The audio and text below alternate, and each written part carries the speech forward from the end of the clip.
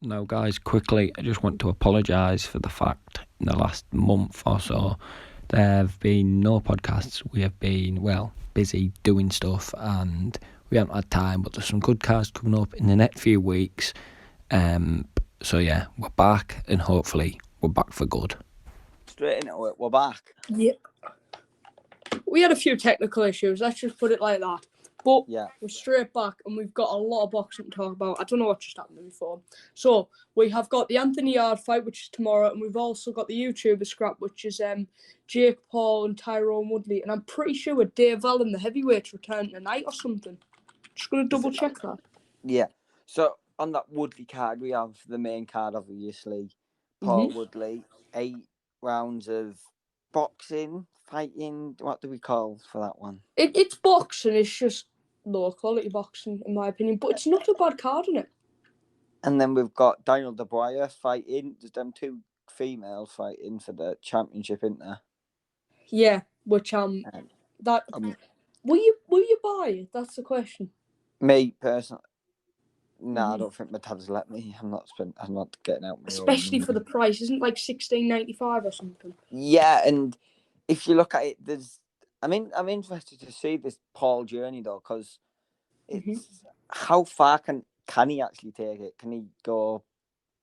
Well, I think this was going to be the real test. We knew Ben Askren wasn't going to be. I think the thing with Jake Paul, I think everyone would be saying, "Oh, a loss is going to end him." I think he'll know that he knows he's not going to be able to beat Canelo. He knows that. What he's going to do, he's going to call as much people out, make as much controversy as he can until he gets beat, and I think that's what he'll do.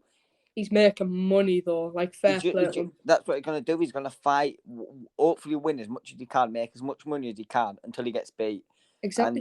And then when he gets beat, there's a rematch clause in this, so he'll probably do that rematch. If he loses, he loses. That's the end of the journey, and he'll probably just look at it and think, "I pissed so much people off, made a shitload of money," and he's laughing. Exactly. So it's not going to be a world champion or any of that, but he's going to take it as far as he can, doing it. Yeah, exactly. And to be honest, I don't blame him. He's funny to watch, I think. I get why he pisses people off, and he did me at first. But the more you look at it, the more you think he's not as bad as he makes himself out to be. He's just getting pay-per-view buys, isn't he? And that's exactly what you got to do. I don't like him, but I respect him how he annoys people. Once you work out what he's doing, you're like, oh, well, I don't care. You just don't get bothered by him. I'm not asked by him anymore. Nah, him against Askren was an interesting fight because it was one of them you could just talk about where it's like, oh my God, he's beat this MMA, and it was good. But then when you look into it, it's not as good win, but it looks good on his record. Of a win, isn't it? Exactly. Ben Askren, a wrestler, nothing to do with stand-up in MMA. And if you think of it, Tommy Fury's on the same card, and they're fighting too. Like, it's weird because Fury's fighting experienced boxers who aren't very good. Now, isn't Fury's fighting that MMA guy, isn't he? Yeah, he is now. That Anthony Taylor. If you look at his first 3 fights, the ones Jake Paul's had, you know what I mean? There's not that much in between them. Could have a look at that Anthony Taylor, because I'm sure he's done some stuff in MMA. I know he's owned one. He has. He's his own one in boxing, and I seen the height difference yesterday, and whenever Tommy moved, he kind of, I don't know, it just looked like Fury's going to manhandle him. Yeah, definitely. He's going to be... He's a big guy, Tommy Fury, and fair play to him. Yeah, it's Daniel Dubious, who's...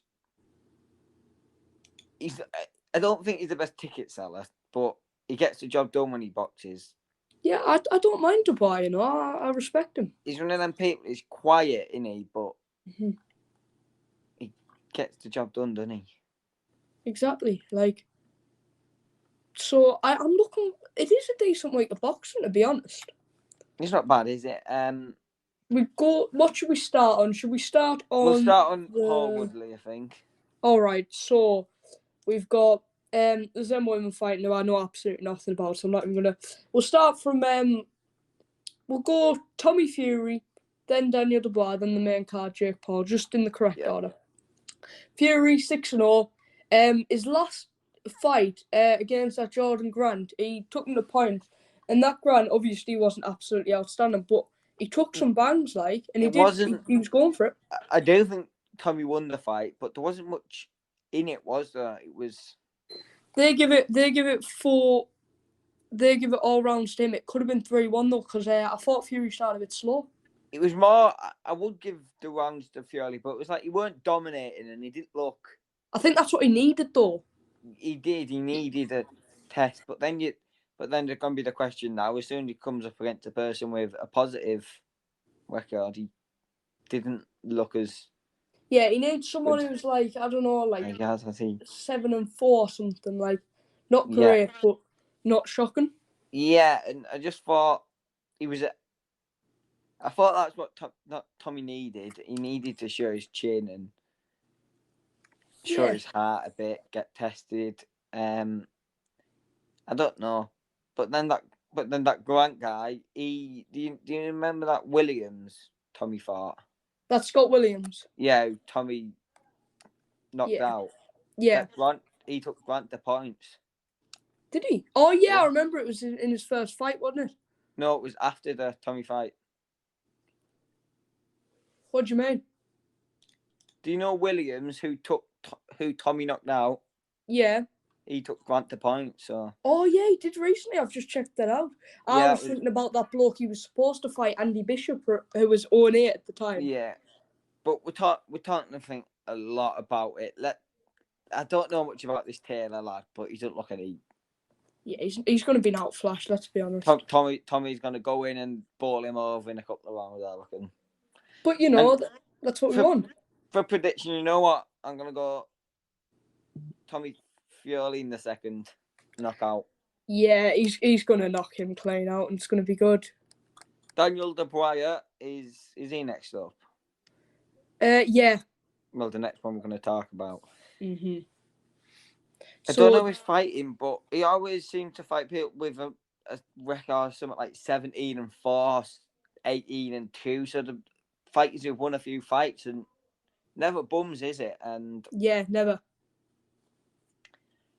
I respect Tommy Fury, Yeah. I also respect Dubois because he's not the loudmouth heavyweight. He knows his level, but he's respectful, and I do like him. Yeah, and I do believe he's going to get the job done this weekend in his US debut and all.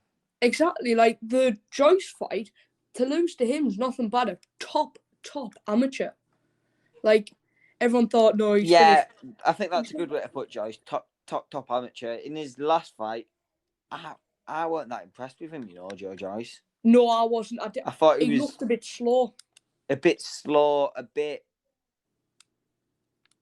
stiff, you could say. Yeah. And I don't think he causes much problems. I don't think Uysk or Joshua or Fury look at him and. Yeah, I can see where you're coming. Like, he's just below that level in my opinion, but you never know. You know what I mean? Yeah. But yeah, Dubious, who's he fighting, Connor? He is fighting. Tell you his name. Joe Casamano. He's an American. He is 19-3. Yeah, typical Dubious. Really difficult to work him out though. He's lost to people who are like 11-1 and stuff like that. So I don't know. I think it'll be more the case. Don't quote me, but I think he might have a 2-fight deal and all. I think Fury's got a 2-fight US deal. So yeah, I think they've got 2 years out there, haven't they? Yeah. Which will be good for them because it'll just give them a bit of exposure, and I think that's what they're trying to build Tommy's brand up, aren't they, as much as possible? Well, they're working for the Jake Paul fight. I didn't think Jake would ever take that, because Tommy does know how to box, and the more it's getting close, the more it does look like that could be a possible fight. But yeah, anyway, I think Dubious will win. I don't think it'll be as early as Bogdan Dinu. No. Maybe mid-round knockouts. Yeah, but we were expecting more from that Bogdan Dinu, or whatever you call him. Yeah, but he was shit, weren't he, mate? Let's be honest. He was absolutely nothing special. So, the females, are we going to talk about them? Well, I don't know much about them, but All I know, I can talk about them. We won't waffle on too much. We don't know much about them. I'll just be talking shite. But all I do know is one of them is up there for pound best female boxer. Yeah, one's 41-1. The other one is 18-2. Yeah, one of them has been in Jake Paul's camp, which is very interesting. Yeah, but yeah, good luck. I don't really know how to predict them. Yeah, we'll just go for the person with the best best record. Yeah. And then Jake Paul. Jake Paul Woodley. I don't know how to put. I'm not sure. I am not sure. I think Woodley, Jake will win. I could see Woodley calling the shot, but he's at 39. Yeah, and I watched the press conference yesterday, and I was so shocked. I think there's all these fighters sat around, and Jake's there. He's got his top off. He's got his chains on, and it just looked like even Tommy Fury. It just looked like Jake has that like dominance about him. You know what I mean? 100%. Woodley got very annoyed at the end because I think someone in Paul's camp mentioned mum or something like that. Cause something you expect from Jake Paul, but that's all they do. They try and get under the skin, don't they? It does seem like if their mind games do work. Yeah. Woodley is. I don't watch much MMA, but from like what I've gathered and stuff, apparently he's very passive, and I don't think that'll work in the boxing ring for him. I think he can't be passive for rounds and wait for this big shot because Paul's going to use that big jab. Well, Tyrone Woodley, right? Great wrestler, very good on the ground. Can he box? He can do a lot of stand up. Yeah, he has knocked some people out. Like really passive though, and he relies on a big shot a lot of the time. Yeah, but he lost his last 4 fights, and he lost to Kamaru Usman, who is a top welterweight. Anybody who watches MMA knows how good Kamaru Usman is. Brilliant. Then you've got people like he also lost to Gilbert Burns, who's up at the top, Colby Covington and Vicente Luque, who are all at the top of the game, but he was clearly finished, and I watched his last fight, and he's just not there anymore. Not there. And for me, it's so important that he wins the first round. He needs Jake to realise, oh shit, I'm against this so-called killer that I'm meant to be against. And if Jake gets out, he's got this jab, doesn't he? He's got a good jab and this overhand right. He's not the quickest head movement, not the quickest puncher, but if he can get that jab and go in, and then that right hand, it could be a long night. Well, short night, you could say. But I don't know. For a prediction, I'm going to go Jake in round 3. Oh, I'm going to go Jake round 4. Or 2. I'm not sure, you know. I would not be shocked if it's a quick knockout again. Because obviously Jake's not a proper boxer, but I know he fights professionally, but he's not proper. But I think I think Jake will obviously win. I'm not putting anything against Woodley, but he's not going to be the best boxer. But he's going to put a lot more of a fight up, other than Benn Askren. Yeah. Fair way to put it, I think. 100%. Frank Warren has got a card of his own. But before that, have you seen the Uysk undercards? Oh, yeah. Isn't that... Oh, God. What you call him? Callum Smith's making his light heavyweight debut. Yep. Callum Marku. Oh, Florian Marku. Callum Marku. Florian Marku, yeah.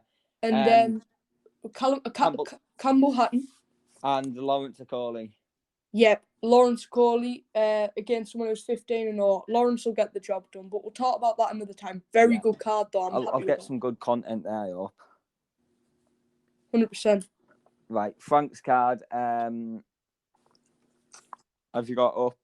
I've got it up right now, mate. But before we go on to that, how about we talk? Because Dave Allen's making his return. You know, the heavyweight boxer. And he's fighting on a card on... it's on tonight, mate, so you might want to stick it on. It's on Fight Zone. This will be going out, I don't know when, that's up to Joe.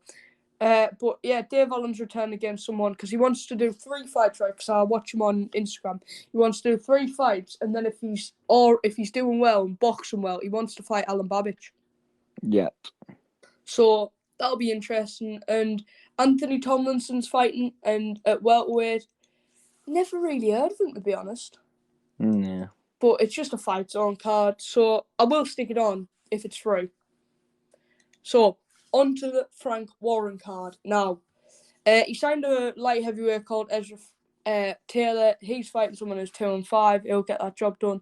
But we'll move on to the bigger fights. So, we'll start. Did you see the press conference for that Commonwealth and British Super Light title on Frank? They need the press conferences for that card. Well, they were having a massive argument in this Ennis Brown versus Sam Maxwell. That's supposed to be a good scrap, apparently. So I'll watch it all. Apparently. Don't quote me.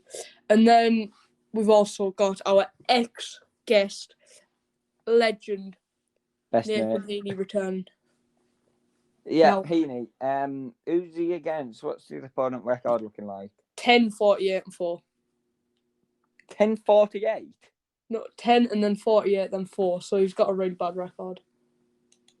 10-48-4? Yep. Oh. So by the looks of things, he's nothing special, but I think it's just about giving Nathan rounds at the minute. Yeah, he's quite active, isn't he? And I think it'll all be about breaking from that low-level fight with big fans to one of Frank Warren's big names, because that's what he is at the minute, one of Frank's big names. He is, because he sells tickets, which is what's amazing about him. And it's all about getting his fans up, getting his record up, and hopefully, I think, is it 11-0 he is now? 12, 10-0? Something like that. Maybe if he's 12-0 at the minute. Maybe if he's 15-0 before he gets this big fight at the Stoke City Stadium, a couple more knockouts, he might get this fight that is after. Yeah, I think he should as well, to be honest. But then there is the question down. He can sell 2,000 tickets in Birmingham or wherever, but 2,000 in Birmingham. What can he do in the Stoke City? Would he be able to sell more than 3,000 in Stoke that he'd need to sell? I think he probably could. I think he could. I think he's got an absolutely brilliant fan base, and they go everywhere with him, don't they? So loud, aren't they, as well, when you're watching them on the telly? I know, it always impresses me, to be honest. I don't think they'll get the job done. It'd be good to see him get another knockout as well, because I thought that some of them body shots he was throwing last time were... They were good. They were decent body shots. I do think he'll get the job done. Mid-round, I'm thinking, for Heaney. Yeah, I can get on board with that. But yeah, one thing we do know for certain is fans will be there. They'll be fine voice, and yeah, they'll be cracking as always. I actually am really, really, really impressed with his fans. I think they are brilliant. And you've got the fans of Josh Warrington, doesn't he? Obviously, that's the level he's trying to build to, isn't it? Like, he's got his ultras now, but I think that will just grow out into Stoke. And if he wants to fight there for the English title, doesn't he? Yeah. And the British title. Would you back him in the British title? Do you think he's that level yet? I think finish this year, have this one, have 2 more, then reassess at the start next year. Because he's definitely getting that level. 2 more in this year, that would be him fighting in maybe... March? This year? March? No, I mean, like, 2 more this year. So, like, he's having this one now, maybe one in October because he's really active, then one towards the end of the year, then one, like, the big fight in March if he obviously stays undefeated. Yeah. So, I'm really looking forward to that. It's all about getting the wins, but it's not just getting the wins. You need to look impressive, doesn't he? 100%. And I think he looks really impressive last time out. Yeah. I was impressed. Yeah, of course, because he's still constantly learning. Yeah. What else? We got that for the British title. We don't know too much about that. I know nothing about either of them. So, on the big scrap of the night? Yep. Anthony Yard versus Alex Theron. I'll have a look at his record. 23-5, Colombian. Lost to someone who was 19-3, 30-3, and 23-1, and a few others. But he doesn't seem to be too bad. He's not great, but he's not awful. It's just a fight to keep, just to get Yard back in the game, I think. And yeah, I do believe Yard will get the job done. 100%. Obviously, we don't want to do a really long podcast because then not many people want to listen to like 40 minutes. So we're going to keep this a bit more short, and there's not loads of boxing to talk about. But yeah, the job done. Yard to get the job done, and I think he'll get the job done by knockout. Yeah, obviously he did nearly beat Kovalev at one point. Yeah, and then he lost that in a late round stoppage. But you know, I think Yard's all right. You know, obviously Lyndon Arthur used the jab absolutely brilliant. They just want that rematch, don't they, for them two? Yeah. So I'll definitely tune in for a rematch of that. Like, and to be honest, the British light heavyweight scene is absolutely cracking. You've got Callum Smith. Yep. You've got Joshua Buatsi, you've got Lyndon Arthur, you've got Anthony Yard, you've got that Callum Johnson, you've got Craig Richards. Yeah. Brilliant division. I'm a big fan of that division. I think it's got a lot of potential, and I think it'll live up to it. Yeah. So we're sorry for the inactivity, but just being busy and just life. It gets in the way, you know. There's not been loads of boxing on. There hasn't. We've got content flying next week, hopefully for Warrington's fight. We've got Joshua Uysk, where we'll do probably 2 pods on them, and then maybe some other footage we can get on the day. Well, maybe somebody might be going to one of them.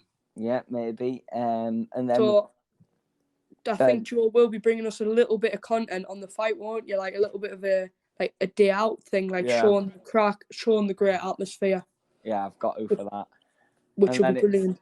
And then next month, if it goes ahead, which people are still doubting and stuff, we've got Fury and Wilder, which I tell you something, I'll look forward to that when it gets closer, because when it starts building up and everything, that's gonna be interesting now with how much time they both had out. It's gonna be. I don't know, but we have to talk about that then, because we'll have so much to say. That'll be a long podcast. That will be a long one, but it's good to get back to it, and hopefully we don't leave it for. No, we'll be back for the next week. I can hopefully say that. Yeah. We'll find time for that. Hopefully we'll speak to a couple of boxers, maybe. We'll try and get some on. Obviously, we have been very inactive. It's really difficult at the moment. So, everyone, thank you all for watching this podcast. It's been absolutely cracking. Great to get talking to you again, Joe. You know, we do this free flowing. We don't do this off a script. I just read records. We talk about the scraps. Exactly. And that's why you're here. So, thanks for all watching this. From me and Joe, we'll see you in a bit. In a bit.